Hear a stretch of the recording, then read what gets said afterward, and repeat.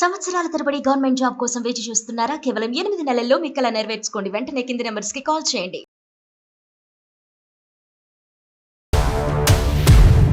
సాయంత్రం 5లోకి తన పై నుంచి కిందకి వస్తుందండి. డైరెక్ట్ గా 0 ఫ్లోర్ కి వెళ్ళిపోవాలి కదా, మరి కింద పని ఉన్నప్పుడు 2nd ఫ్లోర్ లో ఆగుతుంది ఆ లిఫ్ట్. ఒక అమ్మాయి కలిసింది సార్ ఆ సూపర్ మార్కెట్ లో. నన్ను రా వెళ్దాం ఇంకా చిన్నరా అంటే, అమ్మ నువ్వు వెళ్ళిపో నేను వస్తాను. ఎక్కడైనా కూడా సైకాలజీలో మేము ఒకటే పాట అంటాం, డోంట్ గెట్ జడ్జిమెంటల్ అంటాం. రేపు పొద్దుట మీ అమ్మాయి ఆ లిఫ్ట్ దగ్గర పొజిషన్ లో ఉంటే మీరు ఏమంటారు సార్? ఇప్పుడు రేపు పొద్దుట అమ్మాయి తల్లిదండ్రులు మా ముఖం మీద వస్తారు సార్, నువ్వు ఇలాగే అమ్మ పెంచింది అంటారు. ఇంత బాగా పెంచిన దానికి ఏమన్నారు సార్? నీ ముఖం మీద వస్తారు సార్ నన్ను. ఆ అమ్మాయి చేయి పట్టుకుని పదే ఇక్కడ వద్దు మా అమ్మ అక్కడ తిరుగుతుంది, మన చెట్టు చాటుకు వెళ్ళి మాట్లాడుకుందాం అంటే తప్పు. నువ్వు అమ్మాయితో మాట్లాడుతున్నా ఈ అమ్మాయితో మాట్లాడుతున్నా అంటే నాలో తప్పు లేదు, వాళ్ళు మాట్లాడుతున్నారు. అమ్మాయితో మాట్లాడితేనే లోక జ్ఞానం వస్తుందా? అంటే నాకు ఆ సిచ్యువేషన్ జరిగినప్పటి నుంచి చెప్పుకోవాలని ఫీలేదు సార్. ఆడపిల్లతో మాట్లాడితే తప్పేంటమ్మా? ఇప్పుడు వరకు ముగ్గురితోనే మాట్లాడాను అనుకుంటున్నావా? కాదు, నేను 10 మందితో మాట్లాడానంటే ఆవిడ బతుకుండగలదా?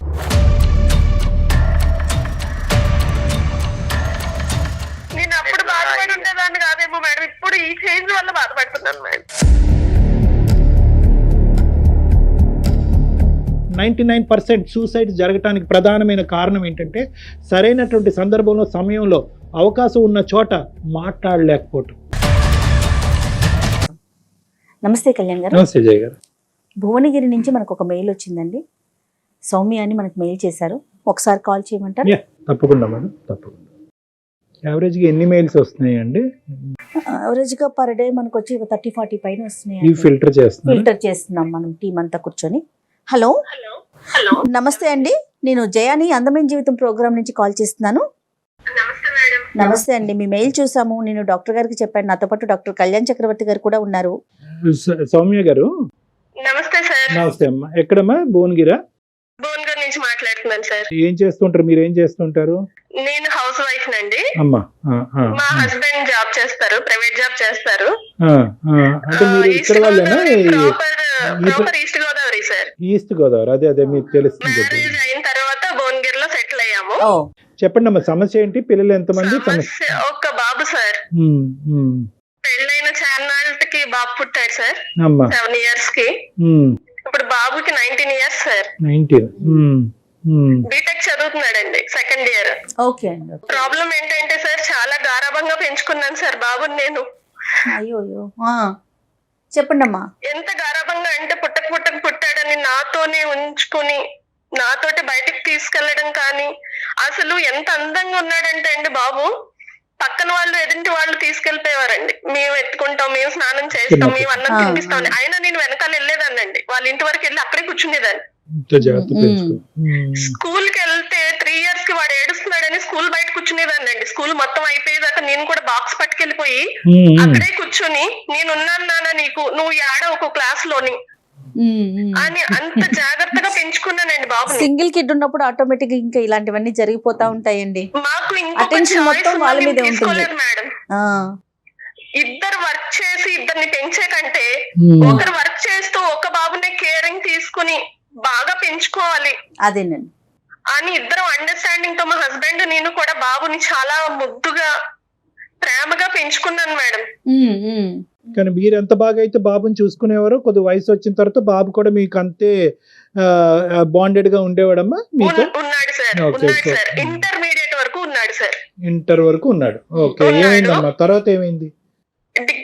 బీటెక్ జాయిన్ చేసామండి లాస్ట్ ఇయర్. ఓకే, 1 year నేను అబ్జర్వ్ చేశాను, లిటిల్ చేంజెస్ కొంచెం చేంజ్ అవుతూ వచ్చాడు. కానీ ఒక 6 నెలల నుంచి మొత్తంగా చేంజ్ అండి, మొత్తంగా డ్రాస్టిక్ చేంజ్ అన్నమాట.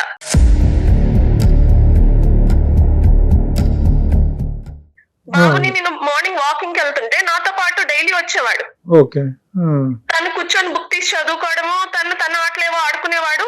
నేను ఒక 5 రౌండ్లు తిరిగేసి మళ్ళీ వెళ్ళిపోయేవాళ్ళం సార్. మా అపార్ట్మెంట్ పక్కనే పార్క్ ఉంటే అక్కడికి వెళ్ళేవాళ్ళం. రీసెంట్ గా ఒకసారి ఒక అమ్మాయి వచ్చిందండి పల్లికిలించుకుంటూని. తను ఎవరో తెలియదు, కూర్చుని మాట్లాడుకున్నారు. నేను అబ్జర్వ్ చేస్తున్నాను రౌండ్స్ తిరుగుతుని. ఉమ్, అబ్జర్వ్ చేస్తుంది అమ్మ అన్న ఇది లేదండి పిల్లాడికి.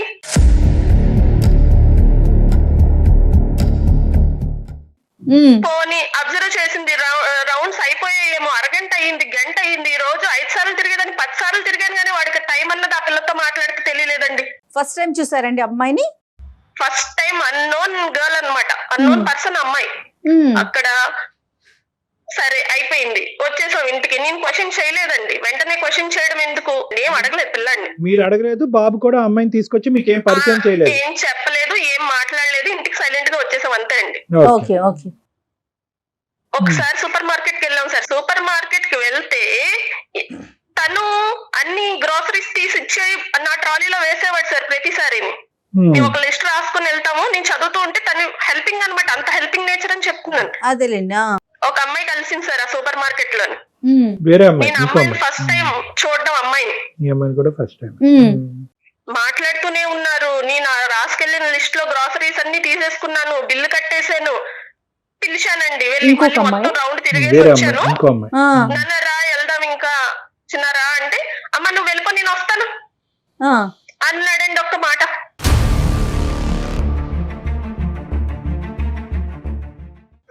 ఎంత బాధగా ఉంటది సార్ ఆ మాట. ఎప్పుడు కలిసి వెళ్ళే వాళ్ళం, అమ్మ నువ్వు వెళ్ళిపో నేను వస్తాను. కాదమ్మా సౌమ్య గారు, మీరు ఎవరినైనా ఈ అమ్మాయి అని మామూలు సహజంగా అడుగుతాం కదా. ఎప్పుడు కూడా మీరు ఇంతకు ముందు మీ అబ్బాయి అమ్మాయిలతో మాట్లాడేటటువంటి వ్యవహారం మీరు చూడనప్పుడు, ఇది రెండో సంఘటన అయినప్పుడు కొద్దిగా మీరు అక్కడే కొద్దిగా అడిగి తెలుసుకోవాలంటే పరిచయం చేయరా ఈ అమ్మాయి నన్ను అనే విధంగా ఎవరినైనా ఈ అమ్మాయి మాట్లాడలేకపోయాను సార్. నేను ఇంటికి వచ్చేసానండి. ఇంటికి వచ్చేసాను, నేను వాడితో కలిసి భోజనం చేసేదాన్ని ప్రతిసారి. ఆ రోజు భోజనం చేయకుండానే నా మూడ్ ఆఫ్ లో నేను పడుకుని పోయాను. ఓ 2 గంటలు పోయాక వచ్చాడండి ఇంటికి సాయంత్రం.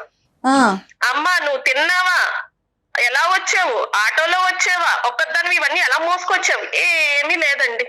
పోనీ అమ్మాయి పలానా అమ్మాయి, నా సీనియరో నా జూనియరో నా కొలీగో అని కొంచెం ఎక్స్ప్లెనేషన్ ఇద్దామన్న ఆలోచన కూడా రాలేదండి ఆ పిల్లాడికి. పోనీ ఇలా పలానా ఫ్రెండ్ కదమ్మా అందుకే మాట్లాడాల్సి వచ్చింది అన్న మాట కూడా చెప్పలేదు, రెక్లెస్ గా వెళ్ళిపోయాడు అంతే. అంటే ఫస్ట్ టైం మీరు అడగలేదు కాబట్టి సెకండ్ టైం కూడా పట్టించుకోవట్లేదు, అక్కర్లేదు. అవసరం లేదులే. అదే మీకు ఇంపార్టెంట్ అనిపించిన సబ్జెక్ట్ ఆ అబ్బాయికి ఇంపార్టెంట్ అనిపించలేదమ్మా?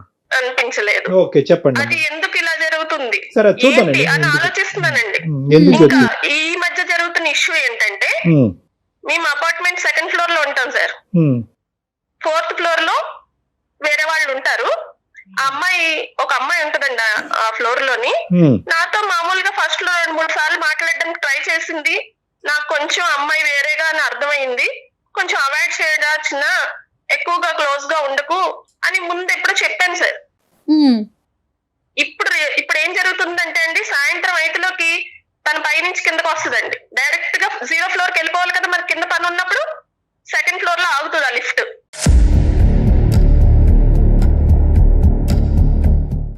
వెంటనే కాలింగ్ బెల్ కొట్టినట్టు డోర్ తీసేస్తాడు. తీసేసి ఆ లిఫ్ట్ దగ్గరికి వెళ్ళి గంటలు మాటలు ఈ ఫోన్లు వచ్చినాయండి. ఆ ఫోన్ లో పడిపోయారంటే ఇంకా జనాలకు పక్కన వాళ్ళు అంకుల్ వెళ్తున్నారా, ఆంటీ వెళ్తున్నారా, నాన్నగారు వస్తున్నారా, అమ్మ వెళ్తుందా, ఏమీ లేదండి. ఇంకా మాట్లాడతారు గంటలు. 7 అయిపోద్ది. వాళ్ళ నాన్నగారు మొన్న ఆఫీస్ నుంచి వచ్చారండి అదే లిఫ్ట్ లో, అక్కడే బయటకు వచ్చారు. తను అలా చూసుకుంటూ వస్తున్నా తనకు అర్థం అవ్వలేదండి. ఆయన అడిగే ప్రయత్నం చేశారమ్మా? అడిగారు ఆయన? అలా సీరియస్ గా ఇంట్లోకి వచ్చి నన్ను తిట్టారండి. నీ పెంపకం వల్ల అలా నాశనం అయిపోయాడు, నీ గారాబం వల్లే ఇలా తయారయ్యాడని నన్ను తిట్టారండి ఎదురు. ఏ చెడ్డ పేరు అయితే రాకూడదని నేను ఎంత జాగ్రత్తగా పెంచుకున్నానో నాకు ఇప్పుడు అదే వచ్చింది సార్. నాకు అది అసలు నిన్ను తీసుకోలేకపోతున్నాను సార్, నా మైండ్ కి హార్ట్ కి. మీరు కొద్దిగా మీరు ప్రాక్టికల్ గా ఆలోచించవలసిన అవసరం ఉంది. ఒక్క నిమిషం అమ్మా. మీరు ఏంటంటే మీ అబ్బాయి మీరు అనేటటువంటి వ్యవహారం బట్టి ఆలోచిస్తున్నారు, కానీ సమాజం ఏ దిక్కును పోతుంది, జనరేషన్ మధ్యన ఏర్పడినటువంటి గ్యాప్ ఏంటి, ఈ మీడియా వల్ల, సోషల్ మీడియా వల్ల పిల్లలు ఈ భిన్నంగా ఎలా ఆలోచిస్తున్నారని బ్రాడ్గా ఆలోచించట్లేదు మీరు. నెంబర్ 1 ఏంటంటే చెడ్డ పేరు తెచ్చేశాడు అనేటటువంటి భావంలోంచి ఫస్ట్ మీరు బయటకు రండి, తర్వాత మనం పరిష్కారం ఆలోచించవచ్చు. ఎందుకంటే ఇప్పటి వరకు మీ అడుగుజాడలో నడిచినటువంటి మీ అబ్బాయి ఈరోజు 3 ఆడపిల్లలతో మాట్లాడేటప్పటికి కుటుంబ పరువే తీసేశాడు, చెడ్డ పేరు తీసుకొచ్చేసాడు అనే ముద్రతో మనం ముందుకెళ్తే కనుక ఆ అబ్బాయిని సార్ నేను అలా అనట్లేదు సార్. ఇప్పుడు రేపు పొద్దుట మీ అమ్మాయి లిఫ్ట్ దగ్గర పొజిషన్ లో ఉంటే మీరు ఏమంటారు సార్? అమ్మ, ఒకటి వదిలేసావా కనేసి ఊరి మీద వదిలేసావా అని మీరు అబ్బాయిని అంటారా అమ్మాయిని అంటారా? ఇప్పుడు రేపు పొద్దుట అమ్మాయి తల్లిదండ్రులు మా ముఖం మీద వస్తారు సార్, నువ్వు ఇలాగే అమ్మ పెంచింది అంటారు, ఇంత బాగా పెంచిన దానికి ఏమన్నారు సార్? ముఖం మీద వస్తారు సార్ నన్ను. సౌమ్య గారు, మీరు ఒక్క విషయానికి ఒక ఫైనల్ ఎండింగ్ వచ్చేస్తున్నారు. డాక్టర్ గారు ఏమంటున్నారంటే ఒకసారి మాట్లాడదాం. ఫస్ట్ ఒకటమ్మా, మీరు నేను చెప్పేది ఒకే ఒక పాయింట్. ఈ రోజు మీరు ఈ టోన్లో మాట్లాడితే కనుక మేము ఈ రోజు పరిష్కారం చూపెట్టలేమమ్మా. ఒకటి ఏంటంటే మీరు చాలా కామ్ డౌన్ అవ్వాలి. ఎక్కడున్నాడో మీ అబ్బాయి అలాగే ఉన్నాడు అనేటటువంటి ఆలోచనతో మాట్లాడాడు. చెడిపోయాడు, దారి తప్పిపోయాడు, కుటుంబ పరువు తీసేశాడు. లేదు, అదే మీరు ఏంటంటే 10% చూసి 100% ఊహించుకుంటున్నారు. ఇదే భావోద్రేకంతో మీరు అబ్బాయితో మాట్లాడితే అర్థాలు పెడర్థాలు అవుతాయి, ప్రశ్నలు కాస్త అనుమానాలు అవుతాయి, గొడవలు కాస్త పెరుగుతాయి. సో ఏంటంటే ఈరోజు ఇది అనుమానాస్పదంగానో ఇంకో విధంగానో ఆ అబ్బాయి దగ్గరికి తీసుకెళ్తే కనుక ఏ ప్లాట్ఫాము ఉపయోగపడదు. మీరు ఆ విధంగా మాట్లాడకూడదు. ఏం జరిగిందనేది తెలుసుకునేటటువంటి ప్రయత్నం చేద్దాం. ఇప్పుడున్న జనరేషన్ లో అబ్బాయిదే తప్పంటారు సార్, అమ్మాయి వైపు నుంచి ఏముంది ఏం జరిగింది అనేది సెకండరీ సౌమ్య గారు, అన్ని మనమే చెప్పేసుకుంటే ఇంకేముందండి. లేదు, ఒక్క నిమిషం సౌమ్య గారు. ఇక్కడ ఏంటంటే ఒక సానుకూలమైనటువంటి వాతావరణంలో ఎదిగేటటువంటి వయసులో మీ అబ్బాయి యొక్క మనసు విరక్కుండా ఏదైనా సమాధానం జరుగుతుందా అనేటటువంటి ఉద్దేశంతో నేను మాట్లాడుతున్నాను. నేను ఏంటంటే ఎప్పుడు కూడా సైకాలజీలో మీ ఇష్యూవే కాదు, ఎక్కడైనా కూడా సైకాలజీలో మేము ఒకటే పాట అంటాం, డోంట్ గెట్ జడ్జిమెంటల్ అంటాం. అంటే ఏంటంటే మనం మీరు మీ అబ్బాయిని అడగలేదు, అక్కడ ఏం జరుగుతుంది అనేటటువంటి వ్యవహారం మీరు అడగలేదు, మీ భర్త గారు అడగలేదు. మీ భర్త గారు వచ్చి మీ దగ్గరికి వచ్చి మొత్తం నీ పెంపకం వల్లే మొత్తం కొడుకు చెడిపోయాడు అనేటటువంటి ముద్ర మీ మీద వేసేటప్పటికి మీలో ఒక ఇమోషన్ వచ్చేసి మీరు ఈ విధంగా మాట్లాడుతున్నారు. Don't get judgemental. ఇది మీ కుటుంబానికి సంబంధించినటువంటి వ్యవహారం కాబట్టి, మీకు ఒకే ఒక కొడుకున్నాడు కాబట్టి మీరు ఏదన్నా తప్పుగా అనకూడనటువంటి మాట వాడు ఎదురుగుంటా మా సమక్షంలో కానీ లేదంటే మీ ఇంట్లో కానీ మీరు అడిగితే కనుక మీరు అనేటటువంటి మాటని మళ్ళీ మీరు జీవితంలో వెనక్కి తీసుకోలేరు. కాబట్టి ఎప్పుడు ఇలాంటి ప్లాట్ఫామ్ మీద కానీ మీరు మీ పిల్లలు మాట్లాడుకునేటటువంటి విధానంలో ఓపెన్ ఫ్రంట్లో మాట్లాడుకోండి. ఏం జరిగిందో తెలుసుకుందాం. ఎందుకు ముందే చెడిపోయాడు, చెడగొట్టేశాడు, పేరు పాడు చేసేసాడు, మొహం మీద ఏదో ఉమ్మేసేస్తారు, ఏదేదో మాట్లాడేస్తున్నారు మీరు. అలా కాదు. ఫస్ట్ మీ అబ్బాయిని ఇప్పటి వరకు మీరు ఒక్క ప్రశ్న కూడా అడగలేదు, వాడి దగ్గర నుంచి ఏం జరుగుతుందో తెలుసుకోలేదు. వెనకతలు మీరు మీ భర్త గారు పిల్లలకి మాట్లాడి ఆన్సర్ చెప్పే రెస్పాన్సిబిలిటీ ఉండదండి. ఆ పార్క్ లో అమ్మాయి పలానా అమ్మాయి, ఆ లిఫ్ట్ దగ్గర అమ్మాయి పలానా దాని గురించి వచ్చింది. సౌమ్య గారు, అలాంటి ఆలోచనే బాబుకుంటే మీరు అసలు మాకు మెయిలే చెయ్యరు కదా. సమస్య ఉంది కాబట్టే కదండి మాట్లాడుకుంటున్నాం. సో ఇక్కడ ఏంటంటేనమ్మా, మీరు వాకింగ్ చేస్తుండగా పార్క్ లో మీరు అందరూ వాకింగ్ చేస్తుండగా ఆ అమ్మాయి చేయి పట్టుకుని పదే ఇక్కడ వద్దు మా అమ్మ అక్కడ తిరుగుతుంది, మన చెట్టు చాటుకు వెళ్ళి మాట్లాడుకుందాం అంటే తప్పు. నెంబర్ 1.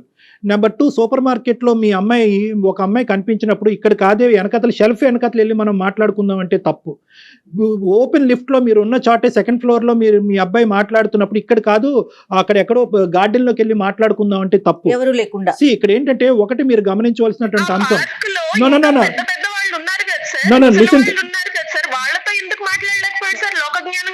సౌమ్య గారు ఒక్క నిమిషం. మీ అబ్బాయి ఏది చేసినా కూడా నా తల్లి అనేటటువంటి ధైర్యంతో బహిరంగంగా చేస్తున్నాడు, ఎక్కడ కూడా సీక్రెట్ గా చేయటం అనేటటువంటి ఆ ఇష్యూని మీరు ఒకసారి గమనంలోకి తీసుకోండి. కాదు సార్, ఇప్పుడు ఒక ఇన్సిడెంట్ ఏదన్నా జరిగింది, జరగకూడదు ఏదో జరిగింది, పలానా అపార్ట్మెంట్ వాళ్ళు సెకండ్ ఫ్లోర్ లో ఏం చెప్తారు సార్? ఆ అబ్బాయి ఎంతసేపు అమ్మాయితో అక్కడ గంటలు రోజు మాట్లాడేవాడని చెప్తారా అండి? నీ ఇన్సైడ్ చూస్తారా సార్? అబ్బాయి పాజిటివ్ చూస్తారా సార్? అదే మీరు మనం ఏం చేద్దాం అంటే అమ్మా ఆ అబ్బాయితో ఒకసారి మాట్లాడదాం. మాట్లాడొచ్చండి బాబుతో? నేను మాట్లాడతాను మేడం, నేను కలుపుతాను మేడం. కానీ అతనితో మాట్లాడేటప్పుడు మీరు కొంచెం కామ్ గా ఉండండి, ఎందుకంటే అతని భావం ఏంటో మనకు తెలియాలి కదా. ఆవిడ పాయింట్ కరెక్టే, కానీ అనేటటువంటిది చాలా ఇంపార్టెంట్, చాలా డెలికేట్ ఇష్యూ. నువ్వేంటమ్మా నువ్వు నాకు చెప్పేది? ఆడపిల్లతో మాట్లాడితే తప్పేంటమ్మా? ఇప్పుడు వరకు ముగ్గురితోనే మాట్లాడాను అనుకుంటున్నావా? కాదు, నేను 10 మందితో మాట్లాడానంటే ఆవిడ బతుకుండగలదా? చెప్తున్నాను. ఆవిడ ఏంటంటే జనరేషన్ పరంగా మారాలి. ఇప్పుడు ఆవిడ కాలాన్ని బట్టి ఇప్పుడు చూసింది తక్కువ, ఆవిడ ఊహించుకుంటుంది ఎక్కువ. సో ఆ ఊహకి యూజువల్ గా ఆ ఊహలోంచి అనుమానాలు వస్తాయి. ఆ ఊహ పీక్ కి వెళ్ళిపోతుంది, ఏదో జరిగితే ఏమవుతుంది అని ఆలోచిస్తున్నారు. యూజువల్ గా ఎలా ఉంటుందంటే జయ గారు, కానీ ఒక తల్లిగా ఆవేదన ఉంటుంది కదండి. ఎక్కడున్నానన్నా? ఇలా ఫ్రెండ్ తో బయటకు వచ్చినామా? ఎవరమ్మా ఫ్రెండ్? మా క్లాస్మేట్ అమ్మాయి. అమ్మాయి అనుకుంటానే ఉన్నానరా, ఇంకా బయటకు వెళ్ళడం ఒకటే తక్కువ అని బయటకు కూడా వెళ్ళారనమాట. ఏమైందమ్మా? ఏదో బుక్స్ కావాలంటే స్టోర్కి వచ్చాము. ఇలా చెప్పేవా నాన్న నాకు నేను పలానా అమ్మాయితో వెళ్తున్నానని? లేదు. ఎందుకు? ఇప్పుడు నువ్వు ఎక్కడున్నావు చెప్పు. స్టోర్ అంటే ఏ స్టోరు, ఏ ఏరియా? బుక్ స్టోర్ అమ్మా. ఇప్పుడు ఏమైంది? ఇప్పుడు ఏం చెప్పాలి? ఇప్పుడు అన్ని చెప్పాలా నీకు? నేను నీతో మాట్లాడాలి ఇప్పుడు. నేను మాట్లాడాలి. నువ్వు పక్కకు రా, అమ్మాయిని వదిలిపెట్టి పక్కకు రా కాసేపు.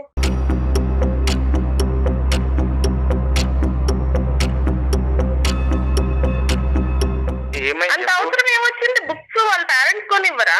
వాళ్ళ బ్రదర్ సిస్టర్స్ కొనివ్వరా? నువ్వెళ్ళి కొనివ్వాలా? అది పాయింట్ కాదమ్మా ఇక్కడ. అమ్మా మేము ఉన్నామని చెప్పావా? చెప్పలేదండి నాన్న. నేను డాక్టర్ గారితో మాట్లాడాను నాన్న. నీ చేంజ్ గురించి, నువ్వు ఈ 6 నెలలు బట్టి ఎలా బిహేవ్ చేస్తున్నావు ఏంటి అన్నది నేను డాక్టర్ గారు కళ్యాణ్ చక్రవర్తి గారితో లైన్ లో ఉన్నాను, ఫోన్ లైన్ లో. మనం తర్వాత మాట్లాడదాము. నువ్వు ఒక్కసారి డాక్టర్ గారితో మాట్లాడు నా మాటిని. సరేమ్మా. వెంకట్, సారీ నాన్న. వెంకట్, హలో సార్ చెప్పండి సార్. వెంకట్, మీ స్కూల్లో మీ కాలేజ్లో సైకాలజిస్టులు ఎలా ఉంటారో అలా నేను సైకాట్రిస్ట్, మానసిక వైద్య నిపుణుడి. నాతో పాటు జయ గారు ఉన్నారు. అయితే వెంకట్, అమ్మ మాకు ఫోన్ చేసింది అన్న, చాలా ఇమోషనల్ గా రియాక్ట్ అవుతుంది అమ్మ. మాకు కొద్దిగా అంటే ఒక విధంగా బాధ కలిగింది, ఇంకో విధంగా ఆశ్చర్యం కూడా వేసింది.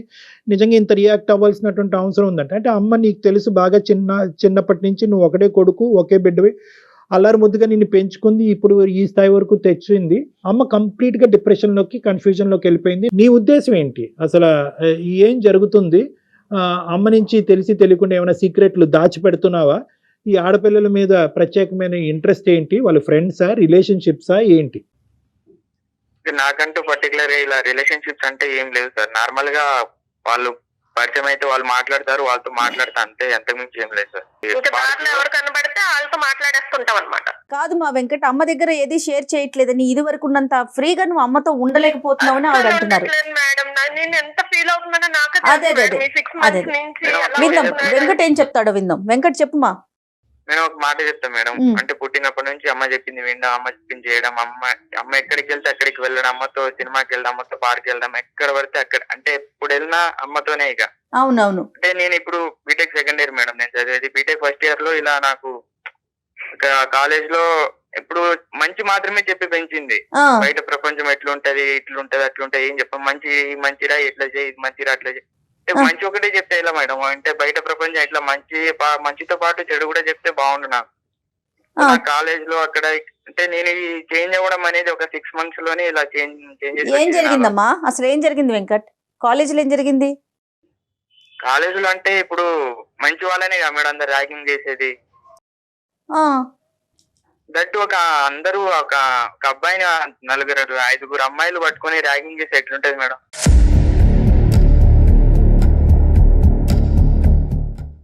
అలాంటి సిచ్యువేషన్ ట్యాంక్ బండ్ దగ్గర కూర్చొని చచ్చిపోవాలనిపించింది మేడం. అప్పుడు నేను అనుకున్నా నాలో ఒక చేంజెస్ రావాలి అని. సో నాలో చేంజెస్ రావాలి, నా డ్రెస్సింగ్ జరిగింది ఏ రోజన్నా నాకు చెప్పారా అడగండి మేడం. అసలు చెప్పావా వెంకట్? అడగండి మేడం. వెంకట్ నీలో అంత బాధ ఉంది, ఎందుకు అమ్మ చెప్పొచ్చు కదా, అమ్మతో షేర్ చేసుకోవచ్చు కదా మీరు? అమ్మతో చెప్తే అమ్మ ఎక్కడ బాధపడుతుంది అని చెప్పి ఇక నాలోనే చేంజెస్ రావాలి, బయట ప్రపంచం ఎట్లుంది. నేను అప్పుడు బాధపడి ఉండేదాన్ని కాదేమో మేడం, ఇప్పుడు ఈ చేంజ్ వల్ల బాధపడుతున్నాను మేడం. కాదమ్మా, చేంజెస్ రావటం అంటే ఇప్పుడు అమ్మాయిలతో గంటలు మాట్లాడుతుంతో చేంజ్ వస్తుందంటావా వెంకట్? అంటే నాలో నేనేదో తప్పుగా మాట్లాడట్లేదు, వాళ్ళు వచ్చి మాట్లాడుతున్నప్పుడు ఒక అబ్బాయి అనే మాట్లాడుకుంటే ఎట్లుంటది మేడం? నీ మాట్లాడటం వెనక అసలు పర్పస్ ఏంటి? పర్పస్ ఉందా? అమ్మాయిలు వస్తారు మాట్లాడతారు, పర్పస్ ఉందా? పర్పస్ అంటే నువ్వు పరిచయం చేసేవారా? మా అమ్మగారు పార్క్ లో తిరుగుతున్నారు అని పరిచయం చేసేవారు ఆ రోజు నాతో? గంటలు మాట్లాడేసి వెనకాల వచ్చావు కానీ సూపర్ మార్కెట్ నుంచి. దానికి ముందు నీతోనే అమ్మ, ఇప్పుడు నాలుగు చేంజెస్ అన్నప్పుడు నీతోనే పార్క్ లో గంటలు అంటే ఇంకా కాలేజ్ అయ్యేంత వరకు నీకు కాలేజ్ లో బాగా ర్యాగింగ్ అవి జరగకుండా ఉండాలంటే వీలైనంత అమ్మాయిలతోటి మాట్లాడతావు. అమ్మాయిలని నేను అంటలే అమ్మా, ఫస్ట్ వాళ్ళు వచ్చి మాట్లాడుతున్నప్పుడు మాట్లాడకుండా ఎలా ఉండాలి చెప్పు? దగ్గర నిన్ను చూసుకుంటూ వచ్చారు, నువ్వు ఏం చేసావు? నాన్నగారు లోపలికి వచ్చినప్పుడు అమ్మాయికి సరే టైం అయింది అనేసి బయట చెప్పి లోపలికి రావాలి కదా, నువ్వు వచ్చావా? నువ్వు తనేదో కాలేజ్ గురించి నువ్వు రాలేదు, మళ్ళీ మాట్లాడా. అమ్మ ఒకటి సౌమ్య గారు, ఇది చాలా సున్నితమైనటువంటి అంశము. ఒక్క సంఘటన బట్టి నాన్నగారిని పట్టించుకోకుండా నాన్నగారిని అమర్యాదగా చేశాడు అనే అంశం కూడా ఇక్కడ కరెక్ట్ కాదు. పుట్టినప్పటి నుంచి వీలైన ఒక ఎక్కడ బయటికి వెళ్ళిన అమ్మతోనే, సినిమాకి వెళ్ళిన అమ్మతోనే, పార్క్ వెళ్ళిన అమ్మతోనే. సో అదే మంచి ఎంత మంచి చెప్పి పెంచినా కూడా చెడు అనేది ఒకటి తెలియాలి కదా సార్ ఒక మనుషులకు అనేది. నాకే తెలియదు, నాకే తెలిసి కూడా అంటే చెడు అంటే ఏంటి, అంటే ఎవరితో ఎట్లా exposure మాట్లాడాలి, గురించి ఎవరితో ఎట్లా చెప్తున్నాడు. ఉండాలి, చెడు అదే. నేర్పమని తెలియదు. కాదు. exposure మనిషిని గురించి చూడాలంటే, అడుగుతున్నా. మనిషితో మాట్లాడాలంటే భయం వేసేది సార్. రైట్ నాన్న, రైట్. అలా నేను బీటెక్ వరకు, నా ఇంటర్ వరకు నేను ఎలా బతికానో కూడా నాకు తెలియదు సార్. ఏదో అమ్మ చెప్పింది చేసిన, అమ్మకి ఈ పని చెప్పింది చేసిన, అమ్మ ఆ పని చెప్పింది చేసిన, నాన్న ఆ పని చెప్పాడు చేసిన, ఇవే. నేను బీటెక్ వెళ్ళాక నాకు అర్థమైంది సార్, నేను ఉన్న నా సిచ్యువేషన్ ఇక్కడ పనికి రాదు, నేను కొంచెం చేంజెస్ అవ్వాలి, నాకు ఇలా జరిగిన తర్వాత కూడా నేను చేంజ్ అవ్వకుంటే ఎట్లా అని చెప్పి ఆ సిచ్యువేషన్ నాలో నేనే ఉంచుకొని, నేను చేంజెస్ అయితేనే బయట ప్రపంచం ఎట్లుంటది, ఏముంటది, చెడు ఏంటి, మంచి ఏంటి అన్ని తెలుస్తుంది అనుకున్నా. తెలుసుకోవాలని నేను ఇలా చేంజ్ కాదు మా వెంకట్, ఏం చేంజెస్ అండి? Dress changes, phone changes, TV channels changes. ఆ కాల్ లిస్ట్ చూస్తే మీరు భయపడిపోతారు సార్. కాల్ లిస్ట్ గానీ అమ్మా లేకపోతే ఆ వీడియో లిస్ట్ చూడాలి మీరు. అమ్మా. యూట్యూబ్ లో వీడియో లిస్ట్. నానా వెంకట్, మేము ఆన్లైన్ క్లాసెస్ అనేసి ఫోన్ ఇచ్చాము సార్. ఆన్లైన్ క్లాసెస్ చూస్తాడని ఫోన్ ఇస్తే ఆన్లైన్ క్లాసెస్ అయిపోయాక వాడు ఏం చూస్తున్నాడు అడగండి. అమ్మ ఇప్పుడు ఆ అబ్బాయి, ఒక్క నిమిషం సౌమ్య గారు, నేను ఒకే ఒక మాట చెప్తాను, వింటారా? ఒక 2 నిమిషాలు మీకు ఆ ఓపిక ఉందా? చెప్పండి sir. Right, thank you very much.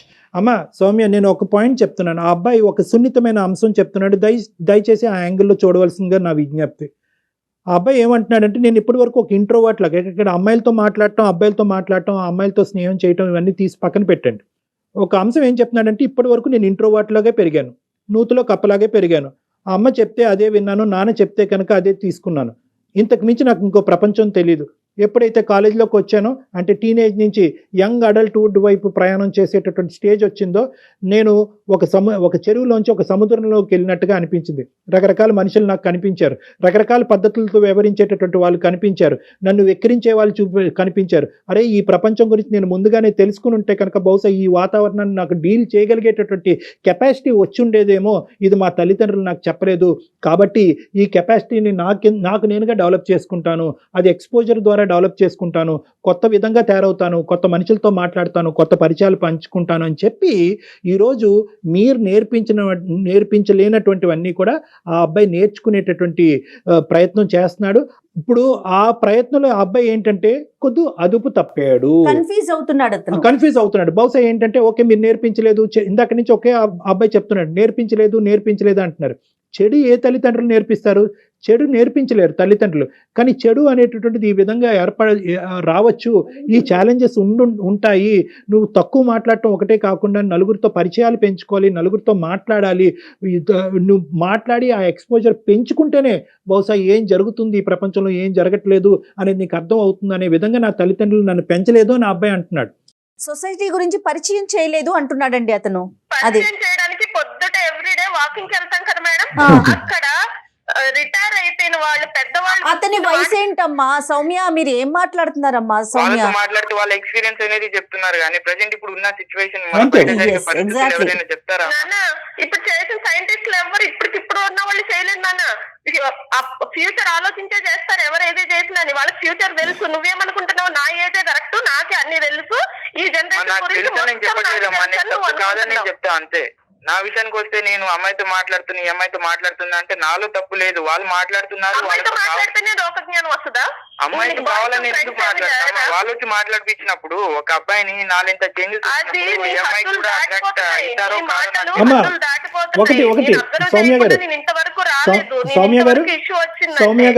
Soumya గారు ఏ మాట్లాడితే తప్ప కాదా అన్నది ఫస్ట్ మనం ఆలోచించుకోవాలి. బి హద్దు దాటుతున్నాడా, అదుపు మించుతున్నాడా అనేది మాట్లాడుకోవాలి. ఇప్పుడు మాట్లాడితే మీరు ఏ సబ్జెక్ట్ గురించి మాట్లాడుతున్నారు? ఆడపిల్లలతో మాట్లాడటం తప్పు అని అంటున్నారా? ఆడపిల్లలతో పరిచయాలు పెంచుకోవటం తప్పు అని అంటున్నారా? లేదంటే పెంచుకోవచ్చు కానీ దానికి ఒక లిమిటేషన్ ఉందని అంటున్నారా? లేదా వినండి, మీరు వినట్లేదు అంటే ఇక్కడ హద్దు అంటే ఏంటి? అబ్బాయికి వివరంగా మాట్లాడుకోండి, గొడవ పడకండి. మీరిద్దరు గొడవ పడటంలో ఎటువంటి అర్థం లేదు. ఎందుకంటే ఈ రోజు మీకు తెలిసి చేస్తున్నాడు, రేపొద్దున మీ కొడుకు మీకు తెలియకుండా చేయటం మొదలు పెడతాడు. ఆ పరిస్థితి దయచేసి ఇలా చేస్తావు. నేనేమైనా తప్పు చేసి నీకు తెలియదా? నేను తప్పు చేసి నీకు చెప్పనా? నువ్వు చెప్పలేదనే ఇప్పుడు నువ్వు అంత పెద్ద ఇన్సిడెంట్ నాకు చెప్పావా నాన్న?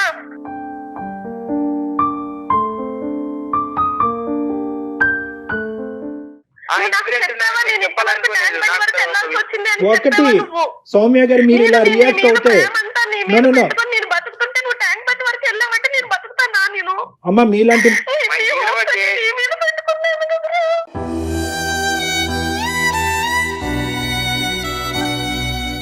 సౌమ్య గారు బాధపడతాను అని నేను నేను లేకపోతే నాన్నగారితో మాట్లాడాలి కదా, నా సిచ్యువేషన్ ఇలా ఉంది నాన్న కాలేజ్ లో అని చెప్తే నేను ఏదో ఇవాళ రేపు solution పిల్లలు ఎక్కడ చెప్తాను కదా. షేర్ చేస్తున్నారండి? ఇక్కడ అమ్మాయా అబ్బాయి అనేటటువంటి సబ్జెక్ట్ కాదు, ఆవిడకి నొప్పించేటటువంటి అంశం ఏంటంటే నాకు పరిచయం చేయకుండా, నాకు తెలియకుండా ఆవిడ కళ్ళెదురుగుంటే కనిపిస్తుంది. ఆ అబ్బాయి ఏమనుకుంటున్నాడు, అమ్మ కళ్ళెదురుగుంటే కనిపిస్తుంది కాబట్టి నేను సీక్రెట్ గా ఏ వ్యవహారం చేయట్లేదని ఆ అబ్బాయి అనుకుంటాడు. తప్పు లేదని అతను అనుకుంటున్నాడు. ఈవిడేమనుకుంటుంది, నువ్వు కనిపించడం ఒకటే కాదు, నా కళ్ళతో చూడటం ఒకటే కాదు, నీ మటుకు నీకు కూడా నాకు వచ్చి చెప్పాలి. పరిచయం ఎందుకంటే చేయాలి. చిన్నప్పటి నుంచి ఈవిడ అలాగే పెంచింది. ఈవిడ ప్రతిదీ ఆ అబ్బాయికి చెప్పింది, ఆ అబ్బాయి ప్రతిదీ ఈ అమ్మకి చెప్తున్నాడు. కానీ ఈ ఫస్ట్ టైం ఆ అబ్బాయి జీవితంలో ఏమనుకున్నాడంటే, ఒక కొత్తగా తెలియనటువంటి ఒక కోణాన్ని నేను విశ్లేషిస్తున్నాను కాబట్టి ఈ కోణం తీసుకెళ్లి అమ్మ ముందు పెడితే కనుక అమ్మ ఈ విధంగా రియాక్ట్ అవుతుంది, అమ్మ ఎగ్జాజరేటెడ్ గా రియాక్ట్ అవుతుంది ముందుగానే ఊహించుకున్నాడు అతను కూడా. అని ఊహించుకుని ఏం చేస్తున్నాడంటే కనుక ఎక్కడికక్కడే ఆ పరిచయాలు పెంచుకుంటూ, ఆ ఫోన్ కాల్స్, ఆ మెసేజెస్, ఆ వీడియోస్ పెంచుకుంటూ, కాదనట్లేదు, ఎగ్జాజరేటెడ్ గా చేస్తున్నాడు, అధికంగా చేస్తున్నాడు, శృతి మించి చేస్తున్నాడు. అది కంట్రోల్ చేసేటటువంటి విధానం తల్లికి ఉండాలి. తల్లికి ఉండాలి అంటే కనుక ఫస్ట్ తెలుసుకునేటటువంటి ప్రయత్నం చేయాలి, ఆ వాతావరణాన్ని క్రియేట్ చేయాలి. నాన్న తప్పో ఒప్పో, కరెక్టో రాంగో ఏదైనా పర్లేదు, ఆమె మదర్, నేను ఇక్కడ కూర్చుంటా, నువ్వు ఏదన్నా చెయ్యి. ఎప్పుడైతే కనుక మనం ఊహించుకోవటం మొదలు పెడతాం, ఇమాజినేషన్కి ఎక్కువ మనం సిచ్యువేషన్ క్రియేట్ చేస్తాం. ఈ పిల్లలు చెప్పరమ్మా, అక్కడే కదా సూసైడ్లు జరిగేవి. ఈ అబ్బాయి ఈ రోజు మన ఎదురుగుంటా మాట్లాడుతున్నాడంటే మన అదృష్టవంతులు, ఆ తల్లి అదృష్టవంతురాలు కాబట్టి ఈ రోజు మాట్లాడుతున్నాడు. ఏ నుయ్యో గొయ్యో చూసుకుంటారు. 90%, 99% సూసైడ్ జరగటానికి ప్రధానమైన కారణం ఏంటంటే సరైనటువంటి సందర్భంలో, సమయంలో, అవకాశం ఉన్న చోట మాట్లాడలేకపోవటం. నేను అంత ప్రేమగా ఎందుకు వెంకట్. పెంచుకున్నాను సార్, నాతో ఏదన్నా సార్, షేర్ ఒక విషయం చేసుకుంటాననే చెప్తాను కదా సార్. ఒక నిమిషం మేడం. ఉండమ్మా అమ్మ సౌమ్య, ఒక్క నిమిషం ఉండండి, బాబు ఏదో చెప్తాడంట. చెప్పమ్మా వెంకట్, చెప్పునా? సార్ మేడం మీకు మాట చెప్తా సార్. చెప్పమ్మా. అంటే మా పేరెంట్సే కాదు, రేపు ఎవరి పేరెంట్స్ అయినా కానీ మంచి అని ఒక అబ్బాయిని మంచి ఎంత మంచి చెప్పి పెంచినా కూడా వాడికి ఏదో ఒక రూపంలో చెడు తగులుతూనే ఉంటది కదా సార్. అవును. ప్రతి ఒక్కటి అబ్బాయి అయినా అమ్మాయి అయినా మంచి ఏంటి చెడేంటి వాళ్ళకు కళ్ళకు కట్టినట్టు, ఇదిరా ఇట్లా చేస్తే మంచి చేసి ఇట్లా జరుగుతది, చెడు చేస్తే ఇట్లా జరుగుతది. ఏ పేరెంట్స్ అయినా కానీ అది చెడు అనేది ఎక్స్పీరియన్స్ ద్వారా తెలుస్తుంది, కానీ మేము ప్రత్యేకంగా చెడు అంటే చెప్పలేము. చెప్పలేము. చూపించమని చెప్పలేదమ్మా, చెప్పండి. మంచి దారి చూపించగలం. వెంకట్, వెంకట్, వెంకట్, సౌమ్య ఇప్పుడు చూపెట్టక్కర్లేదమ్మా, అది ఎక్స్పోజర్ బట్టి వస్తుంది. అమ్మ నాన్నలాగే ప్రపంచం అంతా ఉంటారు అని చెప్పి పిల్లల్ని పెంచకూడదు తల్లిదండ్రులు. వెంకట్, ఇక్కడ ఒక పాయింట్ నీకు కూడా చెప్పాలి. నన్ను ఇంక ప్రతిదీ మనం అమ్మ వైపు మాట్లాడటం కాదు. అమ్మ కోరుకునేది ఒకే ఒకటి, ట్రాన్స్పరెన్సీ కోరుకుంటుంది, కమ్యూనికేషన్ కోరుకుంటుంది. ఈ రెండే అంశాలు. ఏదున్నా తప్పైనా ఒప్పైనా నాతో చెప్పమనండి, నా పక్కన కూర్చోమనండి, రోజుకి ఒక అరగంట మాట్లాడమనండి. ఆ అమ్మాయితో 2 గంటల పాటు లిఫ్ట్ దగ్గర మాట్లాడేటటువంటి నా కొడుకు ఈ రోజు 10 నిమిషాలు నాతో టైం స్పెండ్ చేయట్లేదు. ఆ అమ్మాయి గురించి సబ్జెక్ట్ మాట్లాడతాడా లేదా అన్నది పక్కన పెట్టేయండి. ఇదివరకు మీ ఇద్దరు కూర్చొని మాట్లాడుకునేంత విధంగా, ఇదివరకు మీ ఇద్దరు ఇమోషన్ షేర్ చేసుకునేటటువంటి విధంగా ఈ రోజు నా కొడుకు నాతో వ్యవహరించట్లేదు అనేది ప్రధానంగా మా అమ్మ యొక్క మనస్తాపం. అవునా కాదా నువ్వు చెప్పు వెంకట్. అదే సార్, నేను కాదంటలేదు సార్. అమ్మ బాధపడుతుంది అంటే నాకు ఆ సిచ్యువేషన్ జరిగినప్పటి నుంచి చెప్పుకోవాలని ఫీలేదు సార్. మళ్ళీ అమ్మ వాళ్ళు కూడా నాకు చెప్తే బాధపడతాను అనుకోని నువ్వు వేరే దారిలో వెళ్ళిపోతున్నావు. Correct. ఇది కరెక్ట్ అమ్మా. నీ ఏజ్ నువ్వు ఏమనుకుంటున్నావు అంటే నేను డెసిషన్ తీసుకున్నాను, నాకు అన్ని తెలిసిపోయాయి అనుకుంటావు నాన్న, నీకు ఇంకా ఏం తెలియలేదు. చాలా ఉన్నతంగా మీరు బాబుని పెంచారు, అందులో ఎటువంటి డౌటే లేదు. కానీ మీరు ఇచ్చినటువంటి ప్రతి ప్రేమ, ఇచ్చినటువంటి ప్రతి అంశం, చూసేటటువంటి ప్రతి విధానం అది మీ బాధ్యత, అది మీ రెస్పాన్సిబిలిటీ. దానికి క్రెడెన్షియల్స్ అనేటటువంటి ఉండవు. మీరు ఈ విధంగా పెంచారు కాబట్టి అనుక్షణం ప్రతి అంశం బాబు ఎదిగి పెద్ద అయ్యేట, రేపొద్దున పెళ్ళి అవుతుంది, కోడలికి బాబుకి మధ్యన 1,00,000 అంశాలు ఉంటాయి. ప్రతిదీ మీకు తెలియాలా? తెలియని అవసరం లేదు. సో కొన్ని అంశాలు మీరు తెలుసుకోవడానికి ఒక అవకాశం ఉంటుంది, కొన్ని అంశాలు అవకాశం ఉండదు. సో ఇది ఫస్ట్ మీరు పెరిగేటటువంటి మీ అబ్బాయిలో చూడవలసినటువంటి ముఖ్యమైనటువంటి ఆస్పెక్ట్, అది స్వీకరించవలసినటువంటి ప్రధానమైనటువంటి అంశం. వాళ్ళకంటూ ఒక ప్రపంచం క్రియేట్ అవుతుంది. ఆ ప్రపంచంలో తప్పులు చేయకుండా చూడవలసినటువంటి బాధ్యత మందే. కానీ ప్రతి అంశం తెలుసుకునేటటువంటి ప్రయత్నంగా, అనుమానాస్పదంగా, సూక్ష్మంగా అది విశ్లేషించేటటువంటి విధంగా పిల్లల యొక్క పెంపకం జరగకూడదు. అక్కడే అవమానాలు, అపార్థాలు, ఆత్మహత్యలు, అఘాయిత్యాలు జరుగుతున్నాయి. అమ్మ చాలా డిప్రెస్డ్గా అయిపోవటానికి ఒక కారణం నువ్వు కూడా వెంకట్. అమ్మ డిప్రెస్ అవ్వకూడదు అని చెప్పి నువ్వు ఒక కథ నడిపిస్తున్నావు, కానీ నీకు తెలియకుండానే అమ్మ డిప్రెషన్లోకి వెళ్ళిపోతుంది, ఒక భావోద్రేకంలోకి వెళ్ళిపోతుంది, ఆవిడికి మింగుడు పట్టలేదు. ఆఖరికి స్ట్రైట్ ఫార్వర్డ్గా సింపుల్గా అడగవలసినటువంటి ప్రశ్నను కూడా ఈరోజు మమ్మల్ని వేదికగా వాడుకుని మిమ్మల్ని అడిగేటటువంటి ప్రయత్నం చేస్తున్నాం. థ్యాంక్ఫుల్లీ మనం ఇక్కడ సొల్యూషన్ అయితే ఖచ్చితంగా ఐడెంటిఫై చేసాం. ఇక్కడ నేను నీకు చెప్పేది ఏంటంటే వెంకట్, నువ్వేం తప్పు చేయలేదు. ప్రతి జీవితంలో ప్రతి అంశానికి పర్పస్ ఉంటుందన్న. ఒక ఆడపిల్లతో మాట్లాడినా, ఒక మొబైల్ యూజ్ చేసినా, ఒక పుస్తకం చదివినా, ఒక క్వాలిఫికేషన్ సంపాదించినా ప్రతిదానికి ఒక పర్పస్ ఉంటుంది. కేవలం నన్ను ఇలా అవమానించారు, ఇన్సల్ట్ చేశారు కాబట్టి నాలో ఒక కొత్త వ్యక్తిత్వాన్ని చూపెడతాను, ఎవరైతే నన్ను ఇలా అవమానించారో వాళ్ళందరికీ బుద్ధి చెప్తాననేటటువంటి విధంగా కేవలం ఒక 6 నెలల్లోనే నీ వ్యక్తిత్వాన్ని విపరీతమైన స్పీడ్తో మార్చేటటువంటి ప్రయత్నంలో నువ్వు పప్పులో కాలేసేటటువంటి దానికి అవకాశం ఉంటుంది.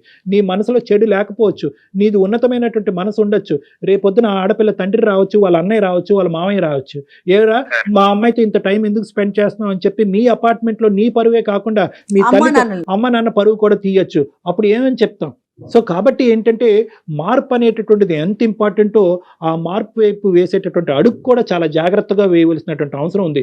లాస్ట్ అండ్ ఫైనల్ నేను చెప్పేది ఏంటంటే, మీరిద్దరూ ఒకే తట్టు మీదకి వచ్చి కమ్యూనికేషన్ పెంచండి, మాట్లాడుకునేటటువంటి అవకాశాలు పెంచుకోండి. యావరేజ్గా ప్రతిరోజు ఒక 1/2 అవర్ 1 అవర్ పాటు కుటుంబం అంతా మాట్లాడుకోండి.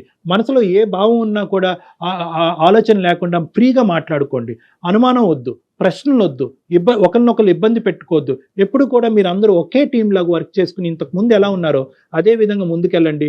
ఎటువంటి ప్రాబ్లమ్స్ ఉండవు. చక్కటి తల్లి, చక్కటి కొడుకు, నేను చూసినటువంటి చాలా కేసెస్లో చాలా చక్కటి కుటుంబం. సో మీరందరూ హ్యాపీగా ఉండాలని నేను ఏం చెప్తున్నానంటే, increase your transparency, increase your communication. Okay అమ్మా సౌమ్య గారు. Thank you so much madam.